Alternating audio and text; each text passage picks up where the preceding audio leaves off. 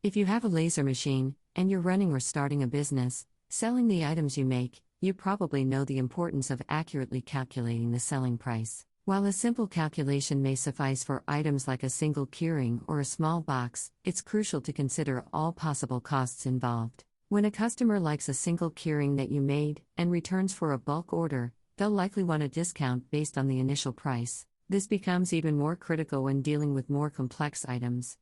This is just one reason why it's essential to establish correct pricing from the start. That's why we've developed a costing calculator that helps you determine the optimal selling price for your items.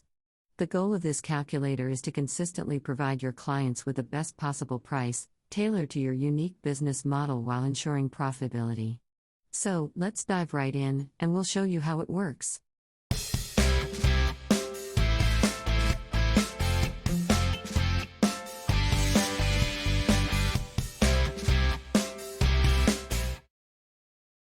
Okay, to start using the calculator, all you need to do is go to the website, precisioncut.com, and click on the link that says Costing Calculator.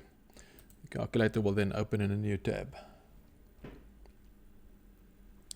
From there, there's just two things we need to do just once off from the start. Click on the ellipse menu and check for updates. You can do this on a regular basis. That's just to ensure that you're using or working on the latest version available. Then we can click on the ellipse menu again and click on reset values. That is just to clear the default data, and then we can start setting it up on the data for your business. So once we've done that, we go to the bottom tabs and we scroll all the way to the right and we go to cost setups. So in cost setups, we're going to set up the amount that we charge per minute of machine running. We're going to put in a cost per minute for design work, and we're going to put in a cost per minute for finishing. So the finishing will apply to anything that you make to sell, which you still need to do something after it comes out of the machine. So if you're making a box or a picture frame that you still need to assemble afterwards, this is the cost that will apply to that. Okay, so now we can set up the cost per minute for running the machine. So in this case, for the demonstration, we'll put in 3, that unit will be in your currency per minute for running the machine. The same with the cost per minute, we'll put in 3 there, and on the finishing time, we will put in 1. You can obviously put in the values that you charge. This is just for the demonstration. Below those values, we have the set profit margins. They are set by default at 1.5, 2, and 3. You can change them. So they are fully adjustable, but the recommendation is that you start out with this and change if required. What is important to remember, that as you populate these costs per minute, that they are linked and influenced by the profit margins. So keep that in mind, and you will see how that works once you start doing the testing, and you can adjust accordingly. Once we're done with these settings and happy with them, we can move over to the raw material and cost. Keep in mind, we can come back and change these settings and adjust them as need be. So we go to the next tab, raw material and cost. And this is where we set up the details of the materials as we buy it, along with the cost. You will note the first two materials have default names, being 6mm MDF and 3mm MDF. That is very easy changeable by simply clicking on the name and retyping the name that you want. So let's change this to 3mm plywood. So next, in the lines to follow, we add the size of the material as we buy them. So we buy the material in full size sheets and have them cut by the supplier. So we put in our sizes of 2750 by 1830. That is the size we buy the sheets. We have the sheets cut, and there's a cutting cost involved per sheet, and then the actual buying price of the sheet. Once that is typed in, the calculator will show you the cost per square meter, what your material is costing you. If there's no cutting cost to the material that you buy, you can leave that value at 0. Keep in mind that if you need to have the material delivered or you need to drive and go and fetch it, you need to add that to your cost per sheet. So do a calculation and make sure that you add that to the cost of your sheet, as it is really important that you account for that. And the total cost per square meter that we see here on the calculator is the cost per square meter to get your material next to your machine. We can then populate the next page as well. So the 6mm is in the same sizes. The cutting cost is the same. The sheet price is more expensive, and then we have that populated as well. You can populate another material, and we will soon have up to 10 materials available for you to populate and use. So once we've populated all these fields, we can save this profile so that we don't need to do it again. So we go to the ellipse menu in the top right hand corner, and we click on Save Data.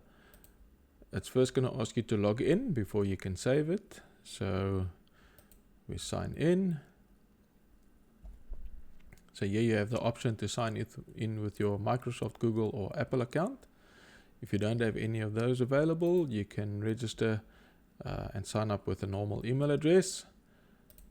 So we're going to sign in with Google.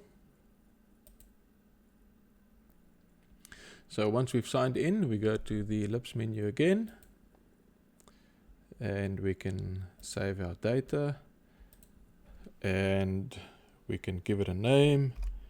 So we call this end user quoting. You can name it whichever name you're comfortable with, and you can give it a description if you like, and we click on save.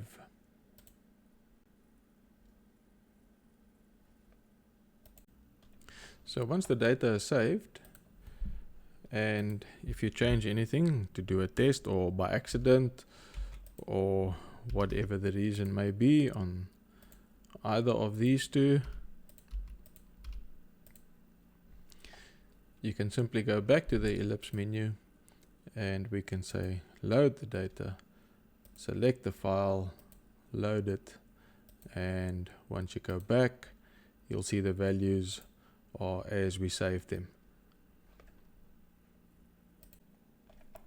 The profiles that we can save come in really handy, especially when you do work for resellers and you want to give them a slight better price than you do for the end users.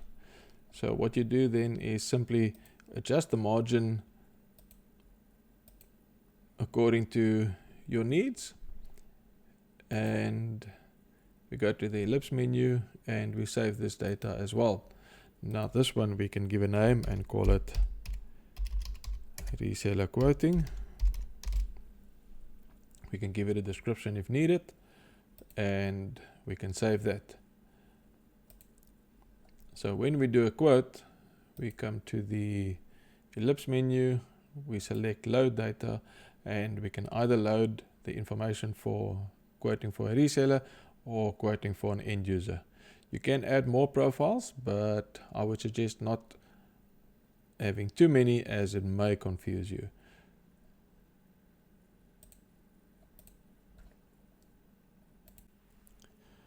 Okay, now we're ready to do our first quote. So the quote will be, in the example, will be based on this artwork, which consists of 8 boxes, of which we can fit 2 on the available sheets that we have. So the artwork size is 660 roughly by 290, and we will round that up. The cutting time we've checked, the blue lines will cut, the red text will engrave. So the total machine time for one sheet to cut 2 of these boxes is 35 minutes. So let's go back to the calculator and we'll show you how we use that information to calculate the cost. So to start the quoting process, we go to the tabs at the bottom and we go to the very first one on the left, the estimating. So the first thing we do is we select the material, and the names of the material as they are renamed will show up in this drop down. Then in the next line we enter the time it takes to complete one sheet in the machine. We've checked that, and that will be 35 minutes. The length of the material, we said that was roughly about 660. We'll round that up to about 680, and the material width will round up to about 300. The design time, let's say this was designed from scratch and we put in 20 minutes. The next line is the finishing time. So the finishing time is any work that you need to do on the item once it comes out of the machine. So in this case the boxes needs to be assembled, and we need to estimate the time it takes to assemble one of these boxes. So in this case we will go with 4 minutes. So on the next lines we type in the quantity, the one right after the finishing time. The question is how many items fit on a sheet. So we can fit 2 items on a sheet, and the next line asks the total amount of items, and the order is for 8 items. Then we scroll down. If there's any miscellaneous cost per item, we can add that cost in here. On these boxes there's not going to be any, so we'll leave that at 0. If you do masking on your sheets prior to cutting it, then you can put that cost in here. So the client does not want the burn marks or the smoke stains on the item, so we charge 15 Rand to do the masking. And if there's any cost to paint or prep the material in any way before it goes into the machine, you can add that cost in there. Let's say there's a standard of 4 on that. And if you use any hooks, clips or hinges on the item, there's not going to be any on these boxes, but if you have a box that has hinges on, maybe 2 hinges and a clip in the front, you will calculate that cost per box and you'll add it in there. If none of these added costs apply, you can leave them all at 0, or if you have more than what we account for here, you can add them at the miscellaneous cost there. If you only do a one-off item and it is just a single item that the client ordered, then the total amount of items will be 1 and you will only fit one of them on a sheet. So that is how you would do one item. So we're going to change this back to 8 items and 2 items per sheet, just to carry on with the demo. Okay, so once that is done, all the work pretty much is done. All that is left is to do a couple of checks and then send the quote off to your client. So the first check that we do is our costing checks. So here the calculator will show you your total cost of the material that you use for the job. Now, especially in the beginning, I would advise you to do a separate offhand calculation and just ensure that this is right. This will just be a double check to ensure that you entered the details correctly on the setups. The next would be the cutting cost. That is the cost to you to cut this job for the client. The next one is the design cost. And the last one is the total miscellaneous cost. In the near future, we will show the finishing cost here as well. So the next check that we want to do is the material content check. That's the tab right next to the manufacturing tab at the bottom. And this is purely a guide to which margin you should consider using. We found over the years that working with MDF, We try and keep this as close to 10, preferably below. Within 12, 13 is still acceptable, but we aim for 10. When we work with more expensive materials such as plexiglass or perspex, that tends to be a little bit higher, but you'll still soon get the hang of it and see where the sweet spot is for your business. Keep an eye on this and you'll soon learn the value of what this offers to assist you in deciding which margin to use. So the last check that we do is the profit checks. So that tab is at the bottom, right next to the material content checks. So when we click on that tab, the calculator shows us the profit that we make on this job. So the first category shows you the profit per order based on the margin which you will choose to quote the client on. So if you choose margin 2, that will be the amount of profit that you make on the order. The next category shows you the profit per item. That gives you a little bit more insights about the job and the profitability of it. The same as the top. So if you choose profit margin 2, that is the profit you will make per item. If you choose margin 1, that is the profit you will make on the item, and likewise with profit margin number 3. Then last but not least, the profit per hour. This is especially useful when you get a job that's going to keep you busy for days in and even weeks. This is the final check to see that your profit per hour is acceptable, and again to make sure that you choose the correct profit margin and that you don't go into low and you end up working day in and day out and not really making enough profit. Once we've done that, we are ready to quote the client. We then go to the final tab that we use, and it's the one just next to profit checks called quotes. And this is the final quote that you send to your client based on the margin that you choose. It gives you a breakdown again of the cost to your client per order on whichever margin you choose. And if you choose to send that to the client, the cost per item, that is up to you, and the cost per additional items based on the margins that you choose. So the cost per additional items is purely a suggestion of a price you can give to the client should they increase the order by 1 or 2 items. This only applies to a change that comes in before production has started. If production has started, I suggest that you re-quote the client. If the client changes the quantities by a significant amount, it will be best to re-quote the client.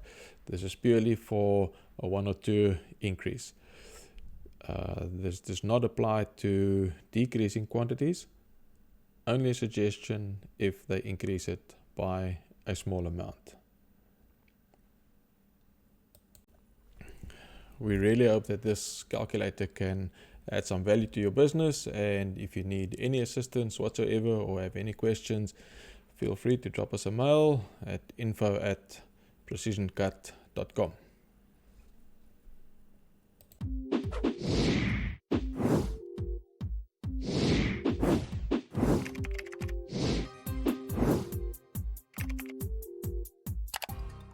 Please keep in mind that this calculator is simply a tool.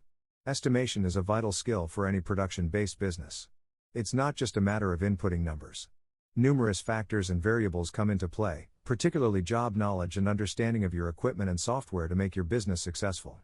This doesn't imply that beginners cannot utilize the calculator.